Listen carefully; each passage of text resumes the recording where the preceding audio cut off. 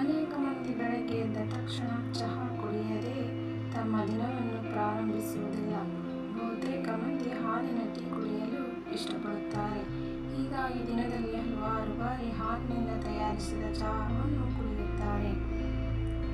ಆದರೆ ಹಾಲಿನ ಚಹಾವನ್ನು ದಿನದಲ್ಲಿ 5ರಿಂದ 6 ಬಾರಿ ಕುಡಿಯಬಹುದು.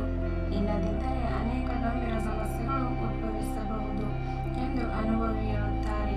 ಚಹಾಕ್ಕೆ ಹಾಲು ಸೇರಿಸುವುದರಿಂದ ಅದು ಆಮ್ಲೀಯವಾಗಿರುತ್ತದೆ. ಅಲ್ಲದೆ ಸಕ್ಕರೆ ಸೇರಿಸುವುದರಿಂದ ಹಾನಿಯನ್ನುಂಟು ಮಾಡುತ್ತದೆ. ನೀವು ನಿಯಮಿತವಾಗಿ ಹಾಲಿನ ಚಹಾವನ್ನು ಕುಡಿದರೆ ಅದು ದೇಹದಲ್ಲಿ ವಾಯು ಅಥವಾ ಹೊಟ್ಟೆ ಉಬ್ಬುವಿಕೆಯಂತಹ ಸಮಸ್ಯೆಯನ್ನು ಉಂಟುಮಾಡಬಹುದು. ಇದು ಹೊಟ್ಟೆಯ ಜೀರ್ಣಕ್ರಿಯೆಯಲ್ಲಿ ವಿವಿಧ ಸಮಸ್ಯೆಗಳನ್ನು ಉಂಟುಮಾಡುತ್ತದೆ. ಇದರ ಪರಿಣಾಮ ಹೊಟ್ಟೆಯ ಹಾನಿಗೊಳಗಾಗಲು ಪ್ರಾರಂಭವಾಗುತ್ತದೆ.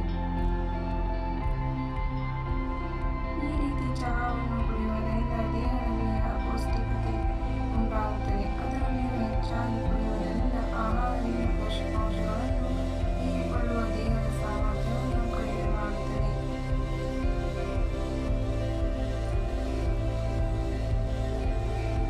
ಅನೇಕ ಮಂದಿ ನಿದ್ರೆಗಾಗಿ ಈ ಚಹಾವನ್ನು ಕುಡಿಯುತ್ತಾರೆ. ಆದರೆ ಈ ಚಹಾ ಒತ್ತಡ ಅಥವಾ ಆತಂಕವನ್ನು ಹೆಚ್ಚಿಸುತ್ತದೆ. ಇದರ ಪರಿಣಾಮ ನಿದ್ರೆಯ ಸಮಸ್ಯೆಗಳು ಸಹ ಉದ್ಭವಿಸುತ್ತವೆ.